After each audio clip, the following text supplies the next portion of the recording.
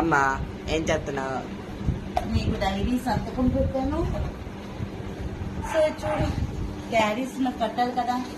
So morning నిజంగా చాలా బిజీగా ఉంటానండి. ఈరోజు స్కూల్కి వెళ్తారు. ఇది వచ్చేసి బబ్బు క్యారీస్ అన్నమాట.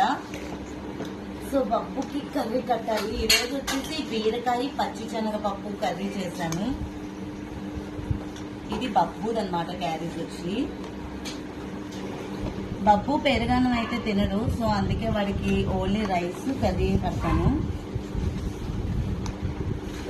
ఇకపోతే గౌతమ్కి అయితే రైస్,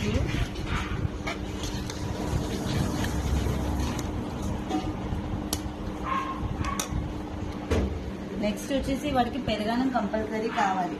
సో అందువల్ల పెరుగన్నం మాత్రం వేస్తాను. వాడికి పెరుగన్నం వేరే కప్లో కడతాను అన్నమాట రోజు. సో దాంతోపాటు సేమియా అన్నమాట. సో వాళ్ళు తినడానికి స్నాక్, ఈయన వెళ్ళిన తర్వాత స్నాక్స్ టైం ఉంటుంది కదా. సో స్నాక్స్ టైంలో సేమియా తింటారు. క్యారీస్ ఇలా ప్రిపేర్ అవుతుంది. ఇవేమో గౌతమ్ది, ఇవేమో బబ్బుది. ఇది గౌతమ్కి పెరుగన్నం.